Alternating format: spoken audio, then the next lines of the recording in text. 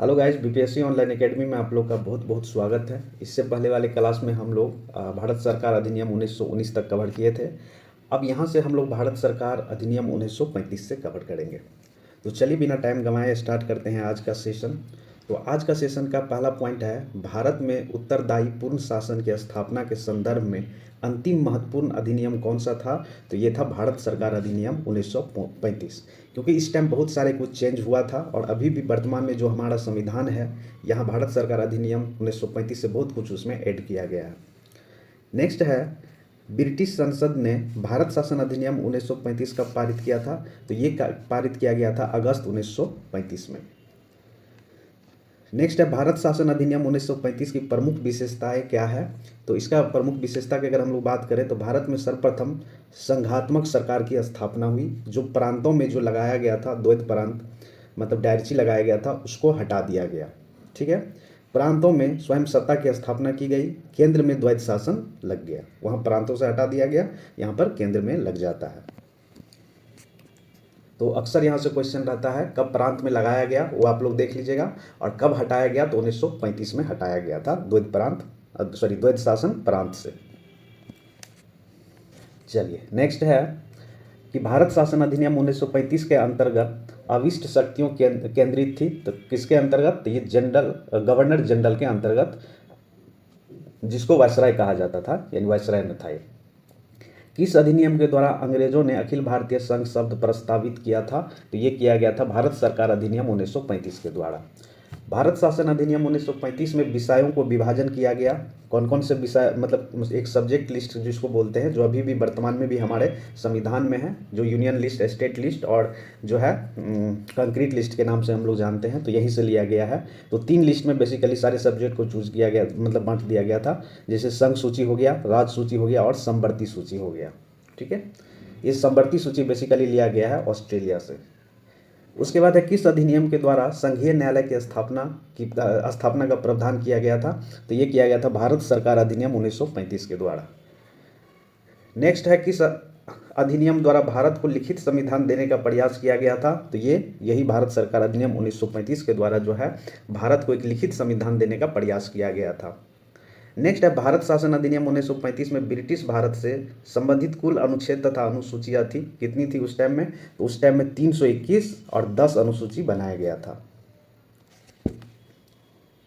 आगे है, वह अधिनियम जिसके द्वारा भारत में संघात्मक सरकार स्थापित की गई थी। तो वो है भारत सरकार अधिनियम 1935 के तहत जो है संघात्मक सरकार की व्यवस्था की गई थी। 1935 के अधिनियम में अखिल भारतीय संघ में सम्मिलित होना किसके लिए अनिवार्य था। तो ब्रिटिश भारतीय प्रांत को सम्मिलित होना अनिवार्य था। नेक्स्ट है, 1935 के अधिनियम में अखिल भारतीय संघ में सम्मिलित होना ऐच्छिक था भारतीय राजाओं के लिए। नेक्स्ट है, भारत सरकार अधिनियम 1935 के अधीन संघ में सम्मिलित होने वाली सभी रियासतों के शासक के लिए अनिवार्य था अंगीकरण, यानी विलाय पत्र पर हस्ताक्षर करना जो है वो था, अनिवार्य कर दिया था। फिर है आगे, भारत सरकार अधिनियम 1935 के अनुसार गवर्नर जनरल, जिसको वायसराय कहा जाता था, की नियुक्ति की जाती थी। तो ये नियुक्ति होता था ब्रिटिश सम्राट के प्रतिनिधि के रूप में, संघीय शक्ति के प्रयोगात्मक अधिकारी के रूप में किया जाता था ब्रिटिश क्राउन के द्वारा। चलिए नेक्स्ट है, भारत शासन अधिनियम 1935 के अंतर्गत केंद्रीय तथा प्रांतीय सरकारों के मध्य वैधानिक शक्तियों के विभाजन हेतु कितनी सूचियां बनाई गई थी। तो 3 सूचियां बनाई गई थी और तीनों सूचियां में जो है अलग अलग सब्जेक्ट था। तो उस टाइम की अगर हम लोग बात करें तो पहला सूची था, अभी भी है, अभी कितना है वर्तमान में वो आप लोग देख लीजिएगा। तो लेकिन संघीय सूची बनाया गया था, उसमें 59 विषय था। प्रांतीय सूची बनाया गया था, उसमें 59 विषय था। और समवर्ती सूची बनाया गया, इसमें 36 विषय था। आगे है, 1935 के अधिनियम के अंतर्गत संघीय सूची में रखे गए प्रमुख विषय कौन कौन से थे। तो सशस्त्र सेना, डाक तार, मुद्रा, रेल, विदेश मामला और उसके बाद अखिल भारतीय सेवा इत्यादि जो था, ये संघीय सूची के अंतर्गत आता था। नेक्स्ट है, भारत शासन अधिनियम 1935 के अंतर्गत किसी भी सूची में उल्लेखित नहीं किए गए विषय के संदर्भ में विधि निर्माण का अधिकार किसे दिया गया था। तो वो दिया गया था गवर्नर जनरल के आदेश से केंद्रीय अथवा प्रांतीय विधानसभाओं को।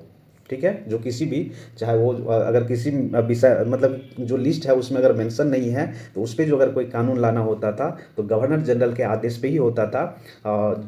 इसके आदेश दिया जाता, केंद्रीय विधानसभाओं के द्वारा उस पर नियम कानून बनाए जाते थे। नेक्स्ट है भारत सरकार अधिनियम 1935 के अंतर्गत केंद्रीय कार्यपालिका के आरक्षित विषयों का प्रशासन किया जाता था गवर्नर जनरल या वायसराय तथा उनकी 3 सदस्यों परिषद के द्वारा ये किया जाता था। ठीक है, चलिए नेक्स्ट है 1935 के अधिनियम के अनुसार केंद्रीय कार्यपालिका के हस्तांतरित विषयों का प्रशासन किया जाता था। तो ये किसके द्वारा किया जाता था? तो ये गवर्नर जनरल जिसको वायसराय कहा जाता था और उसके जो मंत्रिमंडल होगा उसके द्वारा किया जाता था। भारत सरकार अधिनियम 1935 में मंत्रिमंडल की बैठक की अध्यक्षता का अधिकार किसे प्रदान किया गया था? तो ये भी किया गया था गवर्नर जनरल यानी वायसराय को प्रदान किया गया था। यही जो मंत्रिमंडल की जो बैठक होगी उसका अध्यक्षता करेंगे गवर्नर जनरल या फिर वायसराय, मतलब दोनों एक ही नाम है। आगे है भारत सरकार अधिनियम 1935 के अनुसार केंद्रीय कार्यपालिका के आरक्षित विषयों के संदर्भ में गवर्नर जनरल किसके अधीन था? तो भारत सचिव के अंदर मतलब भारत सचिव के अधीन था ये। नेक्स्ट है 1935 के अधिनियम के अनुसार केंद्रीय मंत्रिमंडल के सदस्यों की नियुक्ति तथा जो पद से हटाने की व्यवस्था होती है, केंद्रीय विधानसभा का सत्र आहूत करना, विधेय पर स्वीकृति की घोषणा करने का अधिकार ये भी किसके पास था? तो ये गवर्नर जनरल के पास था। ठीक है, और गवर्नर जनरल किसके अधीन था? तो भारत सचिव के अधीन हुआ करता था। नेक्स्ट है भारत शासन अधिनियम 1935 के अधीन संघीय विधानमंडल जिसको व्यवस्थापिका कहा जाता है, ये सदनीय थी, द्विसदनीय हुआ करता था उस टाइम में, अभी भी है। 1935 के अधिनियम के अंतर्गत संघीय विधानमंडल यानी जिसको केंद्रीय विधानसभा कहा जाता है, तो केंद्रीय विधानमंडल के सदनों में प्रावधानित सदस्य संख्या कितनी हुआ करता था उस टाइम में? तो उच्च सदन में 260 और निम्न सदन में 375 सदस्य हुआ करता था उस टाइम में।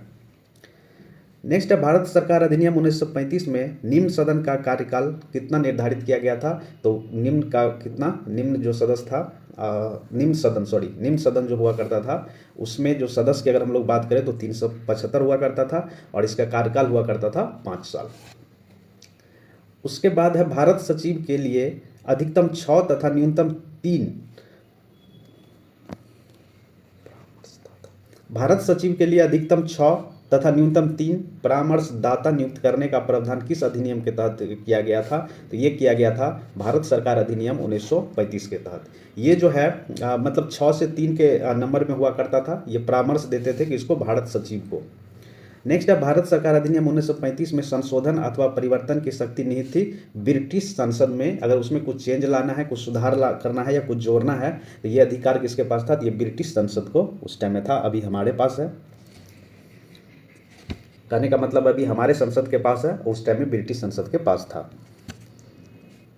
नेक्स्ट है 1935 के अधिनियम के अधीन प्रांतीय क्षेत्र के प्रशासन का नियंत्रण किसे दिया गया था? तो ये दिया गया था मंत्रिमंडल। ये मंत्रिमंडल क्या करते थे? प्रांतीय क्षेत्र में जो प्रशासन होता था उसको नियंत्रण करने का काम होता था इसका 1935 के अधिनियम में मंत्रिमंडल को किसके प्रति उत्तरदायी घोषित किया गया था? तो विधानसभा के प्रति उत्तरदायी घोषित किया गया था मंत्रिमंडल को। 1935 के अधिनियम के तहत प्रांतीय विधानसभा के कार्य संचालन संबंधी नियमों का निर्माण करता था, यह गवर्नर के द्वारा किया जाता था जिसको वायसराय कहा जाता है। 1935 के अधिनियम के अनुसार प्रांतीय विधानसभा में अनुदान मांग रखने हेतु किसकी अनुमति आवश्यक थी? तो ये गवर्नर की अनुमति जो है आवश्यक थी। आगे है 1935 के अधिनियम के द्वारा किन प्रांतों में द्विसंसदीय विधानमंडल की व्यवस्था की गई थी? तो देखिए ये याद रखना आप लोग को, बंगाल, बिहार, असम, बम्बई, मद्रास, संयुक्त प्रांत, उत्तर प्रदेश जो संयुक्त प्रांत के अंतर्गत आता था, इस सब में द्विसंसदीय विधानमंडल की व्यवस्था की गई थी। अभी कहाँ कौन कौन से स्टेट में द्विसंसदीय विधानमंडल है मुझे कमेंट बॉक्स में बताइए। अभी भी वर्तमान में भी मौजूद है विधानमंडल, तो किस किस स्टेट में मौजूद है मुझे कमेंट बॉक्स में बताइए। नेक्स्ट है भारत सरकार अधिनियम 1935 में अंतर्निहित अनुदेश प्रपत्र को भारत के संविधान में किस रूप में समाविष्ट किया गया था? तो राज्य के नीति निर्देशक तत्व के रूप में, जो अभी भी है। नेक्स्ट है 1935 के अधिनियम के अनुसार केंद्रीय विधायिका के दोनों सदनों में किसी विधेयक के संदर्भ में मतभेद की स्थिति में उसे सुलझाने के लिए किसके द्वारा दोनों सदनों का संयुक्त सत्र आहूति किया जा सकता था? तो ये गवर्नर जनरल वायसराय के द्वारा, जो अभी ये पावर किसके पास है? प्रेसिडेंट के पास है। ठीक है। नेक्स्ट है 1935 के अधिनियम के अधीन संघ तथा इसमें सम्मिलित इकाइयों के मध्य संवैधानिक विवादों को निपटारा हेतु किस न्यायालय की स्थापना की गई थी? तो ये फेडरल न्यायालय की स्थापना की गई थी। संघीय न्यायालय कहा जाता है, जो कि दिल्ली में था और अभी भी है, तो अभी उसको हम लोग सुप्रीम कोर्ट के नाम से हम लोग जानते हैं। नेक्स्ट है संघ सरकार द्वारा राज्यों को आदेश देने का विचार भारत के संविधान निर्माताओं के किस अधिनियम से प्राप्त किया? तो ये किया गया है 1935 के भारत सरकार अधिनियम के द्वारा। 1935 के अधिनियम द्वारा स्थापित होने वाले फेडरल न्यायालय में न्यायाधीशों की संख्या क्या थी? तो एक मुख्य न्यायाधीश हुआ करता था और 2 अन्य न्यायाधीश हुआ करता था, यानी टोटल 3 हुआ करता था। 1935 के अधिनियम के अंतर्गत स्थापित फेडरल न्यायालय के, तो इसमें कहा जा रहा है 1935 के अधिनियम के अंतर्गत स्थापित फेडरल न्यायालय के न्यायाधीशों की नियुक्ति किसके द्वारा की जाती थी? तो ये किया जाता था ब्रिटिश सम्राट के द्वारा किया जाता था। लेकिन अभी अगर हम लोग बात करें कि सुप्रीम कोर्ट का अगर कोई चीफ जस्टिस का अपॉइंटमेंट होता तो ये किसके द्वारा किया जाता? तो हमारे प्रेसिडेंट के द्वारा किया जाता है। नेक्स्ट है कि 1935 के अधिनियम के अधीन स्थापित फेडरल न्यायालय के न्यायाधीशों की सेवानिवृत्ति की आयु निर्धारित की गई थी 65 वर्ष, जो कि अभी भी है 65 वर्ष। अगर सुप्रीम कोर्ट का जो भी न्यायाधीश है या चीफ जस्टिस ऑफ इंडिया है, तो उसके सेवानिवृत्ति का जो आयु निर्धारित की गई है 65 वर्ष ही किया गया है। सॉरी, ये 35 हम बोल देते, 65 वर्ष। 1935 के अधिनियम द्वारा स्थापित फेडरल न्यायालय को प्राप्त अधिकारिता थी प्रारंभिक, अपीलीय और परामर्शदात्री अधिकारिता जो है प्राप्त था। 1935 के अधिनियम के अंतर्गत गठित फेडरल न्यायालय के निर्णयों के विरुद्ध अपील की जा सकती थी, प्रीवी काउंसिल में अपील किया जा सकता था। ठीक है। नेक्स्ट है किस अधिनियम के द्वारा संवैधानिक निरंकुशता का सिद्धांत प्रवृत्त किया गया था? तो ये भी किया गया था भारत सरकार अधिनियम 1935 के द्वारा। आगे है किस अधिनियम के द्वारा बर्मा तथा अदन को भारत के शासन से पृथक कर दिया गया था? तो 1935 में ही जो भारत सरकार अधिनियम का इसके द्वारा जो है बर्मा को अलग कर दिया गया था। सॉरी, बर्मा को क्या कर दिया गया था? अलग कर दिया गया था, से जानते हैं। नेक्स्ट है वर्ष 1935 के अधिनियम के बारे में किसने कहा था कि एक कार जिसमें ब्रेक तो है पर इंजन नहीं है? ये कहा गया था जवाहरलाल नेहरू के द्वारा भारत सरकार अधिनियम 1935 के बारे में। पंडित जवाहरलाल नेहरू ने किस अधिनियम को गुलामी का अधिकार पत्र या दास्ता का आज्ञा पत्र कहा था? तो ये भी कहा था भारत सरकार अधिनियम 1935 के बारे में।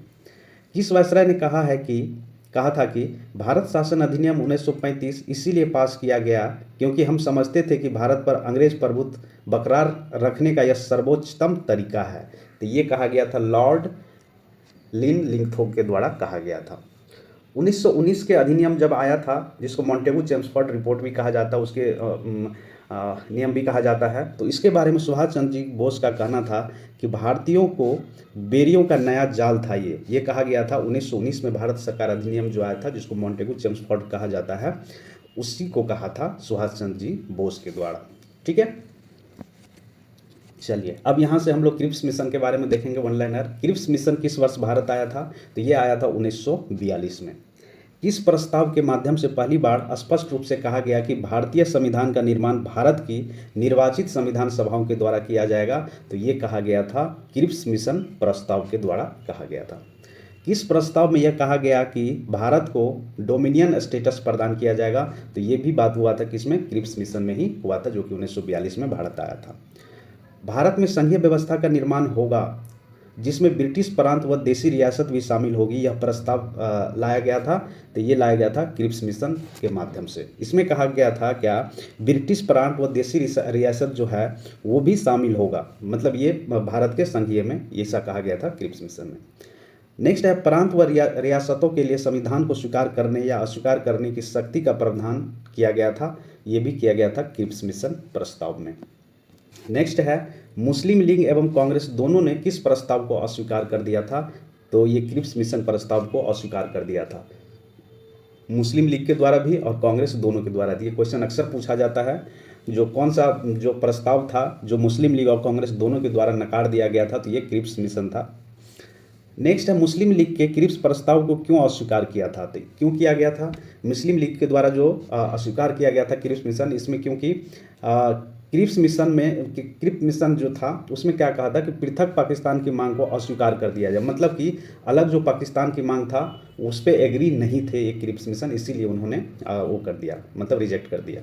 अब आती है बात कांग्रेस क्यों प्रस्ताव को अस्वीकार किया था, तो ये किया था क्योंकि कांग्रेस पूर्ण स्वतंत्रता की मांग कर रही थी, जबकि क्रिप्स प्रस्ताव में केवल डोमिनियन स्टेटस की बात की गई थी, इसीलिए उन्होंने अस्वीकार कर दिया था।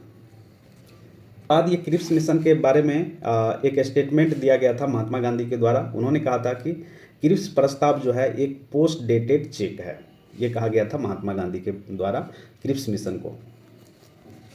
यहाँ पर 1946 में एक मिशन आता है जिसका नाम है कैबिनेट मिशन प्लान, इसके बारे में हम लोग देखेंगे। यहाँ पर कैबिनेट मिशन प्लान जो मिशन है भारत कब आया था, तो ये मार्च 1946 में भारत आया था। कैबिनेट मिशन के सदस्य कौन कौन से थे, स्टेफर्ड क्रिप्स थे, पैंथिक लॉरेंस थे और एवी अलेक्जेंडर थे, तो ये तीन जो थे कैबिनेट मिशन के सदस्य थे। वह मिशन जिसने संविधान निर्माण निकाय को स्वीकार प्रदान किया, तो वो कौन थे, कि 1946 वाला कैबिनेट मिशन थे, जिसमें कहा गया कि भारत का अपना एक संविधान होगा, ऐसा कहा गया था कैबिनेट मिशन में। चलिए नेक्स्ट है कैबिनेट मिशन योजना के अंतर्गत निर्माती परिषद के प्रत्येक प्रांत को आवंटित सदस्य संख्या निर्धारित करने के लिए एक सदस्य कितनी जनसंख्या का सदस्य प्रतिनिधित्व करता था, तो ये करता था प्रति 10 लाख जनसंख्या पर एक प्रतिनिधि के लिए बात कहा था, और प्रति 10 लाख जनसंख्या पर एक प्रतिनिधि होता था। नेक्स्ट है किस मिशन ने संविधान निर्माण निकाय के गठन हेतु निर्वाचन प्रांतीय विधानसभाओं को निर्वाचन निकाय के रूप में उपयोग किए जाने को सर्वाधिक न्योचित एवं व्यवहार योजना बताया था, तो ये बताया था कैबिनेट मिशन के बारे में। नेक्स्ट है किस मिशन के अंतर्गत भारत में एक ढीला ढाला संघवाद यानी लूज फेडरेशन के निर्माण का प्रस्ताव किया गया था, तो ये था कैबिनेट मिशन के अंतर्गत ही कहा गया था कि एक ढीला ढाला संघवाद का निर्माण किया जा रहा है। नेक्स्ट है कैबिनेट मिशन द्वारा निर्धारित की गई संविधान निर्माण सभा में कुल सदस्य संख्या कितनी थी, तो 389 सदस्य संख्या हुआ करता था, तो कुल सदस्य की संख्या कितनी 389 था।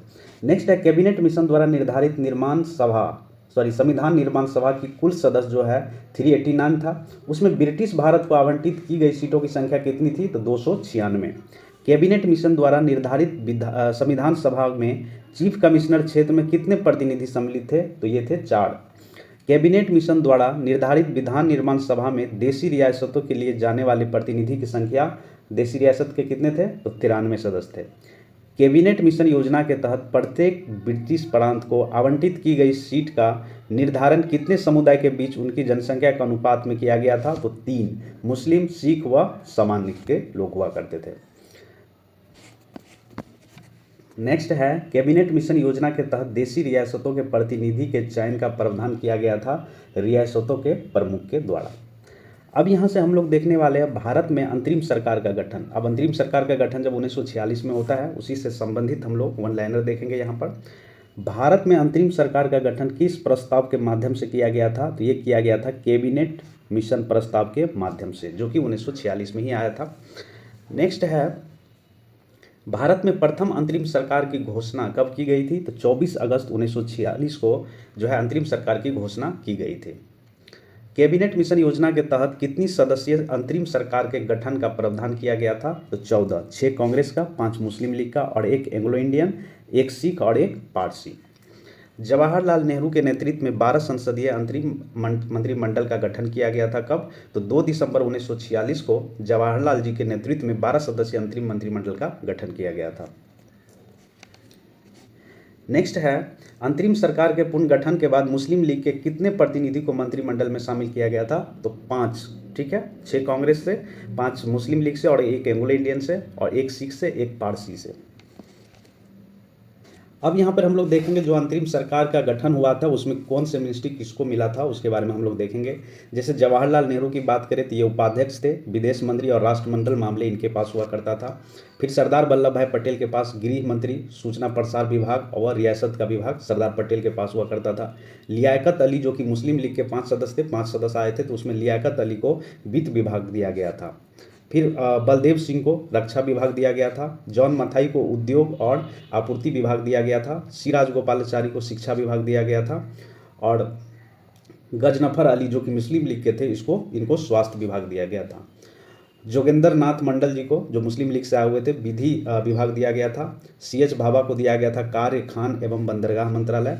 डॉक्टर राजेंद्र प्रसाद को, ये देखिए ये बिहार वाला है तो इसको आप लोग याद रखेंगे, डॉक्टर राजेंद्र प्रसाद को मिला था जब अंतरिम सरकार की गठन हुई थी 1946 में, तो राजेंद्र प्रसाद जी को मिले थे खाद्य एवं कृषि विभाग। अरुणा असफ अली को मिला था रेलवे विभाग और जगजीवन राम को मिला था श्रम विभाग। तो देखिए ये भी आप याद रखेंगे जगजीवन राम, क्योंकि बिहार से बिलोंग करते हैं तो ये भी इंपॉर्टेंट हो जाता है। एक वाणिज्य विभाग, वाणिज्य विभाग किसको दिया गया था तो आई चुंदरीगर मुस्लिम लीग के थे तो इनको दिया गया था वाणिज्य विभाग। अब्दुल रब निस्तार को दिया गया था डाक एवं संचार मंत्रालय, ये भी मुस्लिम विभाग से बिलोंग करते थे। अब आता है 1947 भारतीय स्वतंत्रता अधिनियम 1947, तो इससे संबंधित हम लोग वन लाइनर यहाँ पे कवर करने वाले हैं। तो भारतीय स्वतंत्रता विधेयक ब्रिटिश संसद में कब पारित हुआ था, तो भारतीय स्वतंत्रता विधेयक जो है ब्रिटिश संसद में पास किया गया था 4 जुलाई 1947 को। भारतीय स्वतंत्रता विधेयक हाउस ऑफ लॉर्ड्स में किस तिथि को पारित किया गया, तो 16 जुलाई 1947 को। देखिए प्रस्तुत किया गया था 4 जुलाई 1947 को और पास हो गया कब, 16 जुलाई 1947 को। अब भारतीय स्वतंत्रता विधेयक को ब्रिटिश सम्राट ने कब स्वीकृति प्रदान की थी, तो ये किया गया था 8 जुलाई 1947 को। तो ये 3 डेट आपको याद रखना है। 4 जुलाई 1947 इस दिन क्या हुआ था, भारतीय स्वतंत्रता विधेयक प्रस्तुत किया गया था। फिर उसके बाद 16 जुलाई 1947 को इस तिथि को क्या हुआ कि हाउस ऑफ कॉमन्स के द्वारा पारित कर दिया गया। फिर उसके बाद ब्रिटिश सम्राट जब हस्ताक्षर के तभी कोई नियम या कानून बनेगा, तो 18 जुलाई 1947 को ये जो है स्वीकृति प्रदान कर दिया गया। फिर उसके बाद भारत स्वतंत्रता अधिनियम प्रभावी कब हुआ, 15 अगस्त 1947 को। नेक्स्ट है भारत सचिव या भारत मंत्री का पद किस अधिनियम के द्वारा समाप्त कर दिया गया, तो 1947 के भारतीय स्वतंत्रता अधिनियम के द्वारा जो है भारत सचिव या भारतीय मंत्री को जो पद था उसको क्या कर दिया, समाप्त कर दिया गया था। नेक्स्ट है किस अधिनियम के द्वारा गवर्नर और गवर्नर जनरल का पद केवल संवैधानिक प्रधान मात्र का रह गया था, तो ये भारत स्वतंत्रता अधिनियम 1947 के तहत। भारतीय स्वतंत्रता अधिनियम किस योजना पर आधारित था, ये माउंटबेटन योजना पर आधारित था। किस कांग्रेस सदस्य ने माउंटबेटन योजना को अस्वीकार कर दिया था, तो मौलाना अबुल कलाम आज़ाद ने। ये बहुत इंपॉर्टेंट है, अक्सर पूछा जाता है, तो याद रखिएगा मौलाना अबुल कलाम आज़ाद ने, जो कि कांग्रेस के सदस्य थे, वो माउंटबेटन योजना को अस्वीकार कर दिए थे। भारत विभाजन के समय भारत का वायसराय कौन था, तो ये थे लॉर्ड माउंटबेटन। यहाँ से हम लोग देखने वाले स्वतंत्र भारत का पहला मंत्रिमंडल जब गठन हुआ था 1947 में, तब कौन सा मंत्रालय किसको मिला था उसके बारे में हम लोग बात करेंगे। तो यहाँ पर जवाहरलाल नेहरू पहला नाम आता है, ये प्रधानमंत्री बने थे। राष्ट्रमंडल तथा विदेश मामले और वैज्ञानिक शोध जो है इनके अंतर्गत आता था। फिर सरदार वल्लभ भाई पटेल को वही गृह मंत्रालय, सूचना प्रसार मंत्रालय और राज्यों के मामला जो है ये सरदार पटेल संभालते थे। डॉक्टर राजेंद्र प्रसाद के पहले भी यही था और अब बाद में भी खाद्य एवं कृषि विभाग ही इनको मिला। मौलाना अबुल कलाम आज़ाद, तो इनको मिला था शिक्षा विभाग। ठीक है। नेक्स्ट है डॉक्टर भीमराव अम्बेडकर, इनको विधि अधिकारी बनाया गया था, लॉ मिनिस्टर। जॉन मथई को रेलवे और परिवहन मंत्रालय दिया गया था। फिर जगजीवन राम को श्रम मंत्रालय, ये पहले भी श्रम मंत्रालय ही इनको मिला था, यहाँ पे देख सकते हैं, और बाद में भी इनको श्रम मंत्रालय ही मिला। फिर आता है सरदार बलदेव सिंह, इनको रक्षा विभाग दिया गया था। इससे पहले भी इनको रक्षा विभाग ही मिला था जब अंतरिम सरकार का गठन हुआ था तब। फिर डॉक्टर श्यामा प्रसाद मुखर्जी, इनको उद्योग एवं आपूर्ति मंत्रालय मिला था। RK शमुगम शेट्टी को मिला था वित्त मंत्रालय, ये पहले वित्त मंत्री थे हमारे इंडिया के। फिर आता है एक राजकुमारी अमृत कौर, इनको दिया गया था स्वास्थ्य विभाग, और CH भाभा को दिया गया था वाणिज्य विभाग। ठीक है। फिर उसके बाद रफ़ी अहमद किदवई को दिया गया था संचार मंत्रालय, और NV गडगिल को दिया था कार्य, खान एवं ऊर्जा मंत्रालय, इनके अंतर्गत आता था। ये आप लोग एक बार देख लीजिएगा ताकि याद रहे आप लोगों को।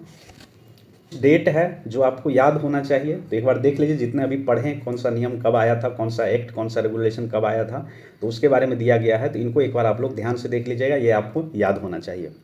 पहला है देखिए 1600 ईस्वी में राजलेख चार्टर एक्ट पे हस्ताक्षर करवा के महारानी से इंडिया आते हैं, क्या चीज़ करने, बिजनेस करने, एक व्यापारी बन के। तो ये कब हुआ था, तो ये 31 दिसंबर 1600 को। फिर रेगुलेटिंग एक्ट आता है कंपनी को रेगुलेट करने के लिए 1773 में। फिर उसके बाद एक्ट ऑफ सेटलमेंट आता है 1781 में। फिर पिट्स इंडिया एक्ट 1784 में। फिर आता है 1786 का अधिनियम 1786 में। प्रथम चार्टर एक्ट पास किया जाता है 1793 में। फिर द्वितीय चार्टर एक्ट 1813 में। फिर तृतीय चार्टर एक्ट 1833 में। और चौथा चार्टर एक्ट आया था 1853 में। ये 4 चार्टर एक्ट आया था, इसको आपको याद रखना। 93 में, 1793, 1793, 1813, 1833, 1853, ये सब 4 वो चार्टर एक्ट आया था, तो ये आपको ध्यान में रखना। फिर भारत सरकार अधिनियम आता है जब 1857 की क्रांति होती है उसके बाद। तो यहाँ पे जो है, जो गवर्नर जनरल भारत का हुआ करता था उसका नाम हो गया वायसराय। तो ये भारत सरकार अधिनियम 1858 में से हुआ था।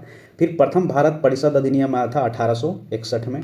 फिर द्वितीय भारत परिषद अधिनियम आया था 1892 में। फिर तृतीय भारत परिषद अधिनियम आया था 1909 में, जिसको मॉर्ले मिंटो सुधार भी कहा जाता है। फिर उसके बाद 1919 में, और देखिए यहाँ पे 1909 में क्या हुआ था, 1909 में आ गया था कि सांप्रदायिक के आधार पर, मतलब मुस्लिम को अलग सीट दे दिया गया था इलेक्शन में, ठीक है। उसके बाद 1919 में आता है एक नियम जिसको कहा जाता है भारत सरकार अधिनियम, या फिर मॉन्टेगू चेम्सफोर्ड सुधार कहा जाता है। यहाँ पर जो दिया गया था इलेक्शन में मुस्लिमों को, उसको थोड़ा एक्सटेंड कर दिया गया, सिख ईसाई सबको दे दिया गया। नवंबर 1927 में साइमन कमीशन। फिर उसके बाद भारत सरकार अधिनियम 1935। फिर अगस्त प्रस्ताव 1940 में आता है। फिर क्रिप्स मिशन का आगमन होता है 1942 में।